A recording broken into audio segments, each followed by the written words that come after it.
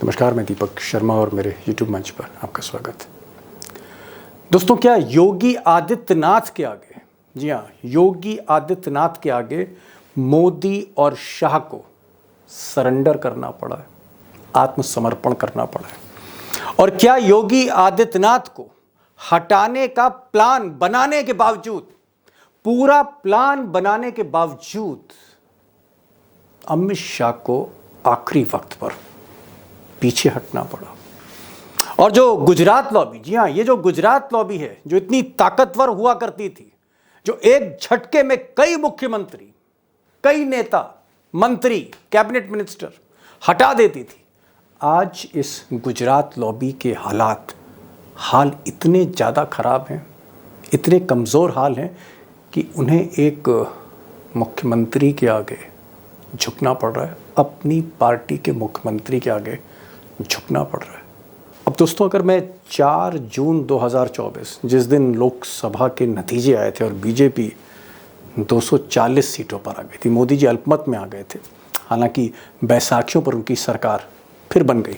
अगर मैं 4 जून के बाद की बात करूं तो सच्चाई है, ज़मीनी सच्चाई दिल्ली दरबार की यह है कि आज की तारीख में मोदी और शाह, ये जो गुजरात लॉबी है, ये चारों तरफ से इतना घिर गई है, हर मोर्चे पर, हर फ्रंट पर ये इतना घिर चुकी है गुजरात लॉबी कि उसकी हिम्मत नहीं है कि जो पार्टी के भीतर, बीजेपी के भीतर जो बगावत हो रही है उसको वो दबा सके।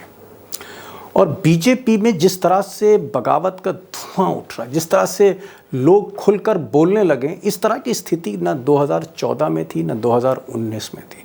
4 जून से पहले नहीं थी, लेकिन 4 जून के बाद ये स्थिति बद से बदतर हो रही है। उत्तर प्रदेश में अगर आप देखें तो योगी सीधा चैलेंज कर रहे हैं, दिल्ली दरबार को सीधा चैलेंज कर रहे हैं कि जो फैसले मैं लूंगा वही मान्य होंगे, वही स्वीकार होंगे। बहुत से ऐसे निर्णय अभी योगी जी ने करे जहां केशव प्रसाद मौर्य, ब्रिजेश पाठक, ओम प्रकाश राजभर, संजय निषाद, ऐसे लोग जो अमित शाह की टीम कहे जाते हैं, उन्हें अपने निर्णय से योगी ने बाहर रखा। अगर आप उत्तराखंड देखें तो जो एक्स चीफ मिनिस्टर हैं, पूर्व मुख्यमंत्री तीरथ सिंह रावत खुलकर बोलने लगे।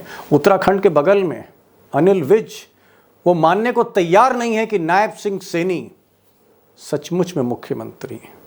जी हाँ, अब कहते नहीं है, लेकिन अनिल विज कहीं ना कहीं अभी भी नाराज चल रहे हैं, उनको मना नहीं पा रही गुजरात लॉबी। राजस्थान में हाल ये है कि वसुंधरा राजे खुलकर सड़कों पर आ गई हैं, स्कूटर से जगह जगह जा रही हैं, आवाज़ बुलंद कर रही हैं।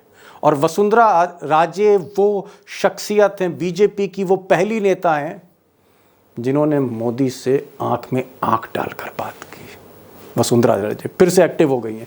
अगर आप थोड़ा सा राजस्थान से नीचे आते हैं तो नितिन गडकरी के बारे में मैं क्या कहूँ, हर दिन आए दिन कुछ ना कुछ तल्ख बोलते ही रहते हैं नितिन गडकरी, मौके के इंतज़ार में। और अगर मैं नितिन गडकरी महाराष्ट्र से और थोड़ा नीचे आऊँ, कर्नाटक में, तो रमेश भाई ने तो जैसे हल्ला बोल रखा है, खुलकर कह रखा है कि मोदी जी ने इसलिए मंत्री नहीं बनाया क्योंकि वो दलित है। यानी मोदी सरकार कहीं ना कहीं दलितों को इग्नोर कर रही है। कौन कह रहा है? बीजेपी का 7 बार का सांसद रमेश भाई। अब दोस्तों, मोदी और शाह के खिलाफ ये जो पार्टी के भीतर, inside the party, inside BJP, ये जो विरोध के स्वर सुनाई पड़ रहे हैं, वो स्वर जो कभी सुनाई नहीं पड़ते थे, लोग चू नहीं करते थे बीजेपी के भीतर, राजनाथ सिंह हो, गडकरी हो, यहाँ तक कि योगी जी हो, वसुंधरा राजे हो, शिवराज सिंह चौहान हो, बोलते नहीं थे, दिल पर पत्थर रख लेते थे। आज छोटे छोटे नेता आप कह सकते हैं कि वो नेता जो हाशिए पर थे वो भी खुलकर बोलने लगे। तो ये जो बगावत है, ये अपने लिए एक बड़ा चैलेंज है मोदी और शाह के लिए कि इसको वो कैसे दबाते हैं। लेकिन इससे बड़ा चैलेंज, जो सबसे बड़ा चैलेंज है आज की तारीख में उनके सामने, हिमालय पहाड़ जैसा चैलेंज, वो ये 3 राज्यों के चुनाव हैं। महाराष्ट्र विधानसभा का चुनाव, हरियाणा का चुनाव, झारखंड का चुनाव। तीनों राज्यों में पोजीशन ठीक नहीं। हरियाणा में जिस तरह लोग सड़कों पर उतर रहे हैं, जो भीड़ उतर रही है, उमड़ रही है बीजेपी के विरोध में और कांग्रेस के पक्ष में, उससे ऐसा लगता है कि इस बार अगर बीजेपी मोदी जी हरियाणा जीत लें तो चमत्कार होगा। महाराष्ट्र में भी स्थिति अच्छी नहीं है। उद्धव ठाकरे, शरद पवार, राहुल गांधी जो तिकड़ी है एक बहुत बड़ा चैलेंज दे रही है।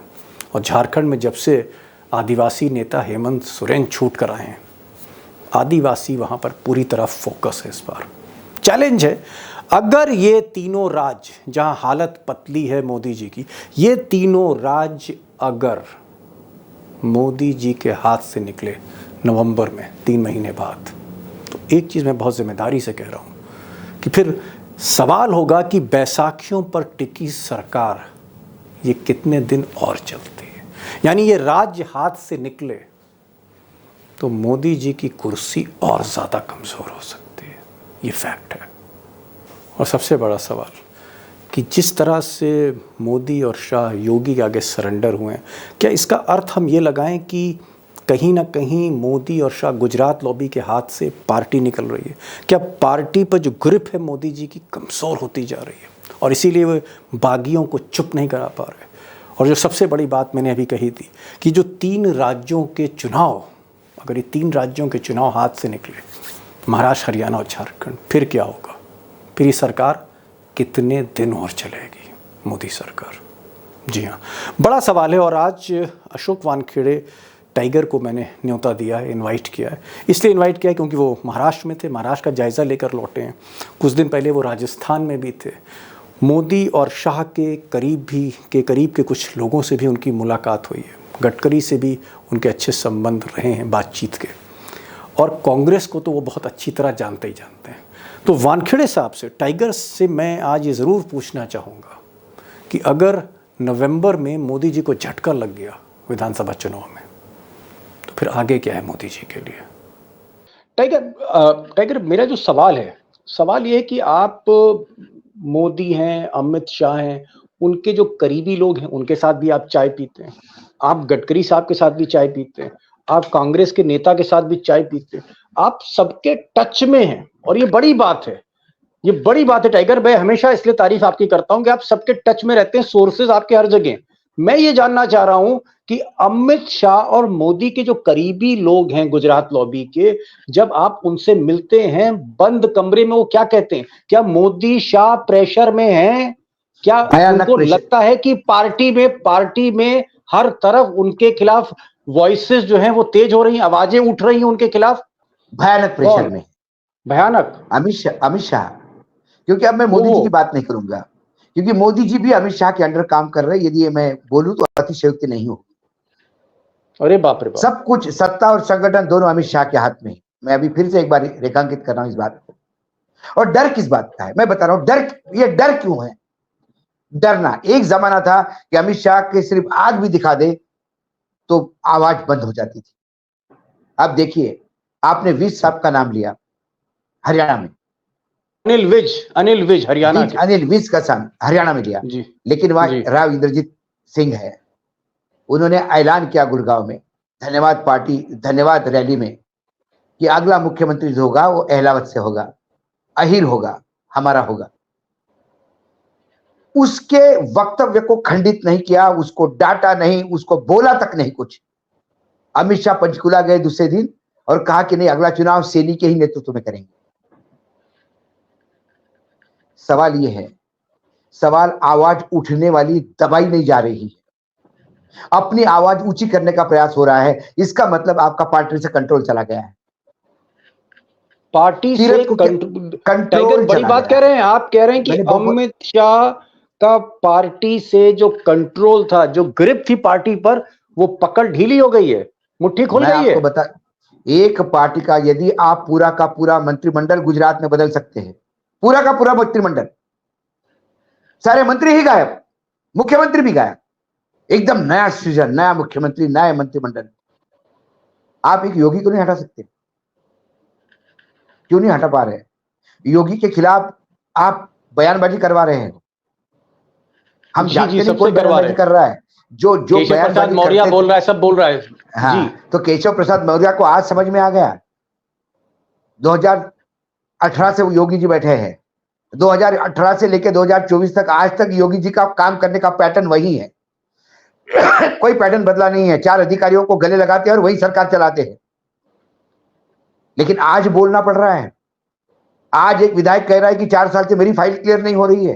वो तो पहले साल ही उसको आवाज उठानी चाहिए थी। एक विधायक फाइल लेके 1 साल हो जाता है, घूमता है, उसके बाद भी आवाज नहीं उठाता है, क्योंकि उसको डर था।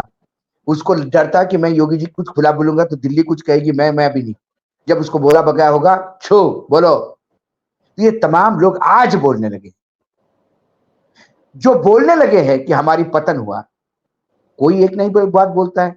यदि योगी रिस्पॉन्सिबिलिटी लेगा यूपी के डिबेकल की, यदि यूपी की हार की योगी रिस्पॉन्सिबिलिटी लेगा, तो 370 के जगह 240 आने पे नरेंद्र मोदी जी को रिस्पॉन्सिबिलिटी लेनी होगी। रिस्पॉन्सिबिलिटी लेनी होगी अमित शाह से। मीठा मीठा गप गप कड़वा कड़वा थू थू नहीं चलेगा। सवाल उठ रहे हैं क्योंकि लोग आपने थोपे थे। जब आपने मतलब आप थोपे ये थे कह तो रहे हैं कि आपको 240 के लिए 240 सीटें लाने के लिए 400 की जगह 240 लाने के लिए मोदी जिम्मेदार हैं, आप कह रहे हैं? यस, योगी नहीं? क्योंकि नहीं, योगी की गारंटी नहीं थी, वो मोदी की गारंटी। नहीं, टाइगर आपकी बात समझ गया कि योगी जिम्मेदार नहीं है, अमित शाह मोदी जिम्मेदार हैं, चाणक्य जिम्मेदार है। लेकिन यहां पर एक सवाल जो मैं बुनियादी आपसे करूं, सवाल मैं ये कर रहा हूं कि आज से महीने भर पहले 4 जून से पहले जो भाषण लिख के दिया था योगी को, वो भाषण पढ़ना होता था। गडकरी और राजनाथ सिंह मुंह नहीं खोलते थे कैबिनेट मीटिंग में। किसी मुख्यमंत्री की हिम्मत नहीं होती थी कि पलट के जवाब दे दें। अगर येदुरप्पा जैसे सीनियर नेता से कहा कि इस्तीफा दीजिए या हटिए मुख्यमंत्री कुर्सी से, तो रातों रात फैसला हो जाता था। लेकिन अब मैं देख रहा हूं कि लोग बढ़ चढ़ के बोल रहे हैं, कह रहे हैं अहंकार है, फलाना है, ये है। मोदी और शाह के बारे में इनडायरेक्टली सब कुछ बोला जा रहा है। वसुंधरा राजे देखिए, तीरथ सिंह देखिए, और सबसे बड़ी चीज, इतना कुछ बोला जा रहा है, अमित शाह कुछ बिगाड़ नहीं पा रहे। कुछ एक्शन नहीं कर पा रहे। Why Amit Shah is silent? Amit Shah के हाथ में क्या है? जो आदमी बैसाखियों पे है वो किसी के चैलेंज को क्या एक्सेप्ट करेगा? अमित शाह की ताकत गृह मंत्री होना है। अमित शाह की ताकत सीबीआई, ईडी, इनकम टैक्स है। और अमित शाह बैसाखियों पे है। ये गृह मंत्री किसी के एहसानों के तले है, ये उधार के सिंदूर पे बचे हुए हैं। तो फिर ये किस ताकत से बोलेंगे? 300 की ताकत थी तो सब चुप थे। सबको मालूम है कि ये खोखले हो गए। लेकिन टाइगर, यहां एक दूसरी चीज मैं कह रहा हूं, मैं देख रहा हूं कि योगी ने तो, चलिए ये जो पहली पारी है, ये जो टेस्ट मैच चल रहा है कोल्ड वार का, पहली पारी में योगी को फिर से जीवन दान मिल गया। उनका कैच अमित शाह ने छोड़ दिया, मान लिया मैंने। लेकिन वसुंधरा राजे बड़ी खामोश बैठी हुई थी राजस्थान में। रानी साहिबा ना निकलती थी, ना कहीं जाती थी, दूर से नमस्कार कर लेती थी, प्रणाम कर लेती थी अमित शाह को। अचानक मैं देख रहा हूं वसुंधरा राजे एक्टिव हो गई हैं, स्कूटर से चल रही हैं, पानी बरस रहा है उसमें वसुंधरा राजे चल रही हैं। ये भाई वसुंधरा राजे को क्या हो गया? उनका इंजन किसने स्टार्ट कर दिया?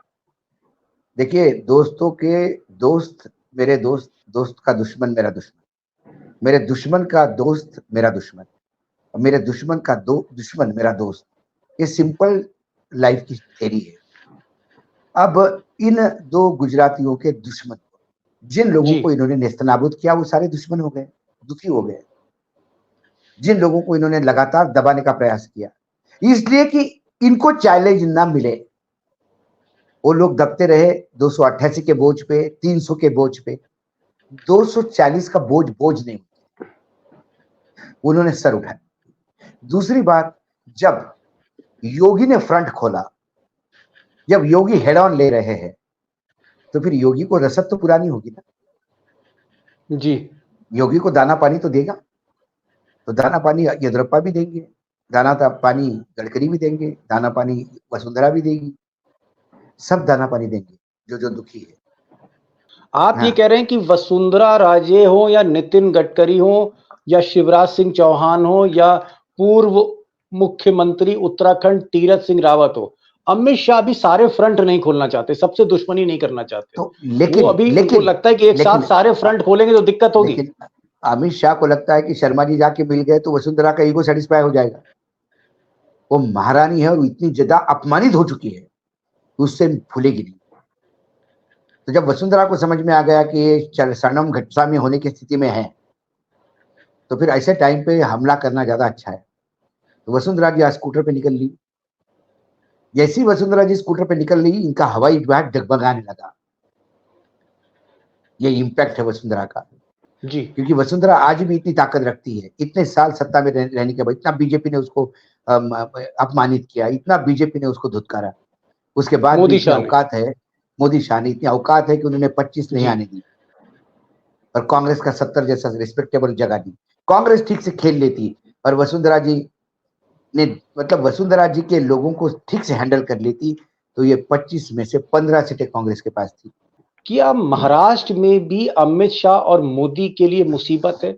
अमित शाह मैंने देखा है कि 4 जून के बाद उनकी हिम्मत नहीं हो रही बंबई जाने की। मोदी जी तो चले गए शादी में मुकेश अंबानी की, लेकिन अमित शाह नहीं जा रहे। तो क्या महाराष्ट्र में भी मट्टी पलीत हो रही है गुजरात लॉबी की? बुरी तरह से, भयानक रूप से। भाई मोदी जी तो इसलिए गए, चलो शादी में जाना है, 1-2 उद्घाटन करने हैं, लेकिन जी स्ट्रैटेजी तो सारी अमित शाह जी ने बनाई थी।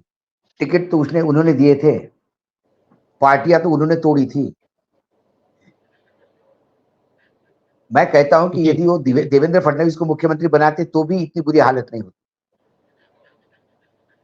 आपने एकनाथ शिंदे को मुख्यमंत्री बनाया 40 लोगों के, सिर्फ ये दिखाने के लिए कि हम उद्धव ठाकरे को खत्म करना चाहते हैं। गद्दारों को सर पे उठाने की कीमत बीजेपी ने चुकाई। मतलब आप कह रहे हैं कि अमित शाह का ये एक रॉन्ग स्टेप था, उनका ये गलत फैसला भयानक, था शरद पवार और उद्धव भयानक, ठाकरे की पार्टी को भयानक, तोड़ना। भयानक, बहुत बुरा। मैं अभी कहता हूं दीपक भाई, मैं तो, क्योंकि मेरा राज्य है वो, यदि ये महाविकास आघाड़ी यानी इंडिया की सरकार, शरद पवार, शिवसेना और कांग्रेस, इनकी सरकार ये 5 साल चलने देते, उसके बाद आने वाले चुनाव में जो 2024 का चुनाव है, उसमें बीजेपी 200 क्रॉस अपने बलबूते पे करती, 200 क्रॉस अपने बलबूते पे करती। शिवसेना, एनसीपी, कांग्रेस ये 80 में सिमट जाते, 88 में सिमट जाते। लेकिन जैसा ही इन्होंने ये बीच में खेल कर दिया, अब ये 80 में सिमट रहे हैं और वो 200 क्रॉस कर रहे हैं। ये तो मतलब कहीं ना किस्मत है कहीं आपको उद्धव लगता है कि गुजरात लॉबी ने मराठी अस्मिता को जगा दिया? अस्मिता को जगा दिया। गुजरात, देखिए 2 चीजें हैं। कर्नाटक से गवर्नर आए थे महाराष्ट्र में गवर्नर बनाया गया था कर्नाटक के एक बड़े नेता को। तो महाराष्ट्र में एनसीपी, कांग्रेस ने हाथ ऊपर उठा लिए थे, उनके शपथ विधि में तक गए नहीं, क्योंकि कर्नाटक और महाराष्ट्र का झगड़ा बहुत पुराना है, सीमा विवाद, और उसके लिए मरने कटने के लिए हो जाते हैं। वैसे गुजरात का और महाराष्ट्र का झगड़ा महाराष्ट्र के डिवीजन से है। जब मुंबई के लिए मोरारजी देसाई मान नहीं रहे थे और गुजरात को देने जा रहे थे, तब जाके 107 लोगों ने शहादत दी, 107 लोग मरे हैं, तब जाके मुंबई मिली है।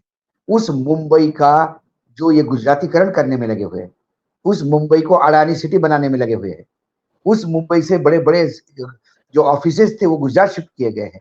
महाराष्ट्र के 2 बड़े प्रोजेक्ट गुजरात लेके गए हैं। ये बदला ले रहे हैं महाराष्ट्र से। आज छत्रपति उद्धव शिवाजी महाराज ठाकरे ने ने 2 बार सूरत लूटी थी। उद्धव यकीनन, ठाकरे ने बहुत बड़ा बयान दिया। उसने कहा अडानी को ये जो ठेका दिया है अरबों रुपए का धारावी का, ये इसको मैं खारिज करूंगा। आपको नहीं क्या उन्होंने लगता है कि ये मैसेज अडानी को नहीं मोदी और शाह को है, उद्धव ठाकरे बिल्कुल का? यकीनन। हाँ, अडानी तो प्यादा है। देखो अडानी को कौन मारना चाहता है? अडानी से किससे दुश्मनी? वो तो उद्योगपति है, कल को यादें ये हैं। यूपीए से। हाँ, लेकिन अडानी वो तोता है जिसकी इन दोनों गुजरातियों की जान उसमें। ओहो, तो वो अडानी तोते पे तोता हमला है। इसलिए है, वो तोते पे हमला इसलिए है। Got the point. Tiger, final question में सम अप कर रहा हूं। आपने सही बताया कि वसुंधरा राजे जो हैं राजस्थान में, वो सड़कों पे उतर गई हैं।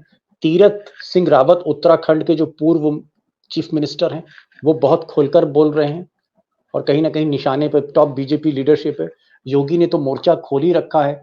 आपने कहा कि महाराष्ट्र में भी आग लगी हुई है और कहीं ना कहीं तोते की जो जान है, राजा की जान जो तोते में, तोते की गर्दन पर हाथ रखना चाह रहे हैं उद्धव ठाकरे। ये आपने कहा। मैं ये देख रहा हूं कि कहीं ना कहीं गडकरी आजकल बहुत मुस्कुरा रहे हैं। गडकरी की इस वक्त स्ट्रेटजी क्या है? Wait and watch. वो इंतजार कर रहे हैं कि कब ये गुजरात लॉबी ढक्कन हो और मैं जो है आगे आ जाऊं। व्यक्तिगत रूप से भी गडकरी जी कई बार ये बोल चुके हैं, बाहर भी बोल चुके हैं, क्योंकि Gadkari generally of the record on the record वाली बात गडकरी क्या होती नहीं। यदि आपको लगे गडकरी आपसे चाय पीते समय ऐसे किस्से सुना रहे हैं, तो बाद में पता पड़ता है यूट्यूब पे वो ये किस्सा 3 साल पहले सुना चुके हैं पब्लिक। जी। तो ये विदर्भ के आदमी की खासियत है, जो दिल में होता है वो जबान पे आता है, वो पेट में रखता नहीं है। तो गडकरी किसी भी हालत में प्रधानमंत्री पद के लिए लायक नहीं। Point number 1। जी। वो कहते हैं कि मुझे प्रधानमंत्री बनना ही मेरा मिशन नहीं, लेकिन भाजपा जिंदा रहना चाहिए, इसके लिए वो जी जान एक कर सकते हैं। अभी जितने भी लोग आवाज उठा रहे हैं, ये आवाज इसलिए नहीं उठा रहे हैं कि उनको कुछ चाहिए। ये तमाम लोग आवाज इसलिए उठा रहे हैं कि भाजपा का संगठन बना रहे।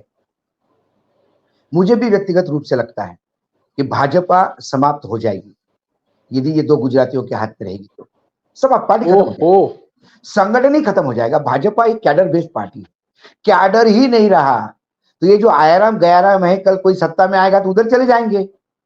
ये जिसके साथ थे उनके नहीं रहे तो ये इनके कैसे रह सकते हैं? जी।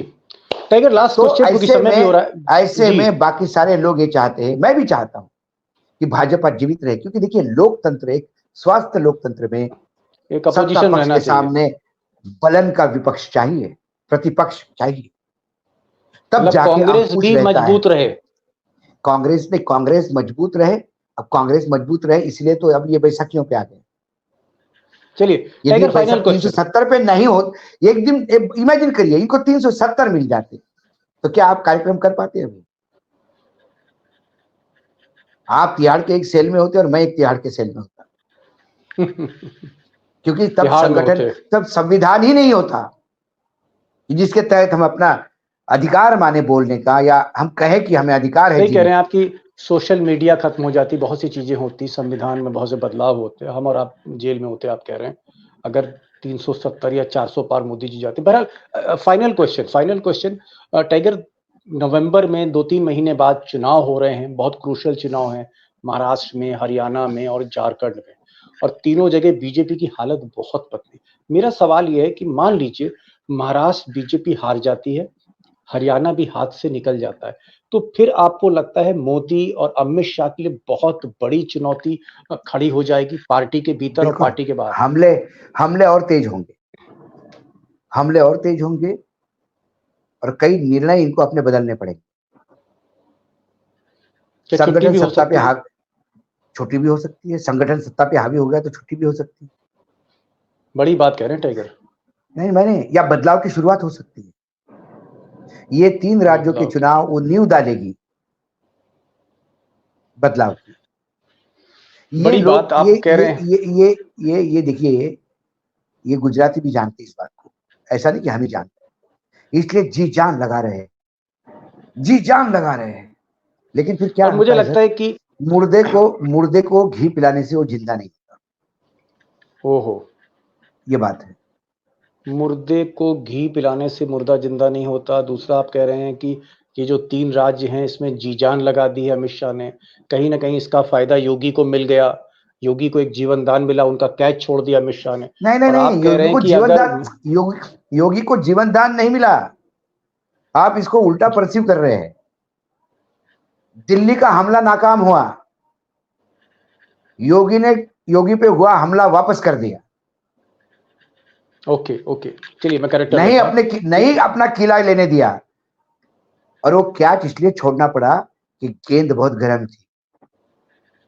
जी, गेंद गर्म थी। हाँ जी, हाँ, गेंद नहीं थी, आग का गोला था जिसको छोड़ना पड़ा। गोला और था। आप ये भी कह रहे हैं आग का गोला था वो, गेंद नहीं थी। आप ये भी कह रहे हैं कि महाराष्ट्र और अगर हरियाणा या झारखंड ये हाथ से निकला, कहाँ जहां पर हालत बहुत खराब है बीजेपी की, अगर ये तीनों स्टेट नवंबर में जो असेंबली चुनाव हो रहे हैं, अगर ये बीजेपी के हाथ से निकले, तो टाइगर आज हमारे शो में कह रहे हैं पूरा देश का भ्रमण करके आ रहे हैं, मोदी शाह के तमाम जो क्लोज लोग हैं उनसे इनकी बातचीत हो रही है, गडकरी से मिल चुके हैं, कांग्रेस से भी लगातार टच में है, शरद पवार के भी टच में, उद्धव ठाकरे की भी टच में, जितने भी टॉप डिसीजन मेकर हैं उसके टच में टाइगर हैं। और ये आज कह रहे हैं कि अगर ये 3 राज्यों में झारखंड, हरियाणा और महाराष्ट्र अगर यहां बीजेपी हारी तो उल्टी गिनती शुरू हो सकती है मोदी और शाह की नवंबर में। टाइगर, ये कह रहे हैं आप? हाँ Am I हाँ, right, sir? yes, it is the beginning of the end. Beginning of उल्टी गिनती शुरू हो सकती है। संघ और हावी होगा, संगठन और मजबूत होगा, और मजबूत संगठन ढोकला और खाकरे की वापसी होगी। ओके टाइगर, बहुत बहुत मैं कहूंगा शुक्रिया। और जो आपने एक बॉटम लाइन जो बड़ी बात कही कि मोदी और शाह इस वक्त बैकफुट पर हैं, वसुंधरा राजे बोल रही हैं, तेवर दिखा रही हैं, योगी तेवर दिखा रहे हैं, कई राज्यों के पूर्व मुख्यमंत्री, सांसद, नेता वो भी खुलकर संगठन पे बोल रहे हैं। और यहां तक कि मोहन भागवत कह रहे हैं कि भाई आदमी तो सुपरमैन बन जाता है, जब सुपरमैन बनता है तो देवता बन जाता है, देवता बनता है सोचता है मैं भगवान बन जाऊं। इशारा मोदी की तरफ है, मोदी जी कहते हैं मैं अवतार हो गया हूं। तो मोहन भागवत भी मोहन मौका भागवत नहीं ने छोड़ आगे रहे। आगे मोहन भागवत ने आगे और भी कहा, उसको भी यदि आप ठीक से समझे तो और मजा आएगा आपको। मोहन भागवत ने कहा कि भगवान बनने के बाद देव बनता है आदमी, देव के बाद भगवान बनता है, भगवान के बाद आगे क्या है? निराकार ओंकार। निराकार ओंकार मतलब शून्य। शून्य। तो आप भगवान तो हो जीरो। गए हो, अब इसका बाद आपका निराकार होने का टाइम आ गया है। जीरो होने का टाइम आ गया। तो ये बात ये मोहन भागवत कह रहे हैं, जिनको गार्जियन कहा जाता है बीजेपी का, RSS guardian, parent organisation of BJP, वहां कहा जा रहा है कि अगर आप अपने को भगवान समझ रहे हो तो ये याद रखिएगा उसके बाद आप निरंकार, आप जीरो हो सकते हैं। मोहन भागवत का कहना है। टाइगर, आपने एक जो बड़ी बात कही कि अगर महाराष्ट्र और हरियाणा हाथ से निकला तो फिर दिल्ली दरबार, गुजरात लॉबी का कुछ भी हो सकता है, एनीथिंग कैन हैपन, कुर्सी जा सकती है। टाइगर, खुलकर बात कही, बड़े दिन बाद आप आए हमारे शो में और बहुत बेबाकी के साथ आपने कैमरे पर चीजों को रखा। दर्शक और दोस्त हमेशा आपका इंतजार करते हैं, बस मेरी यही गुजारिश है कि हमारे प्रोग्राम पे आया करिए। Thank you so much for joining this programme. Thank you so much on behalf of my friends.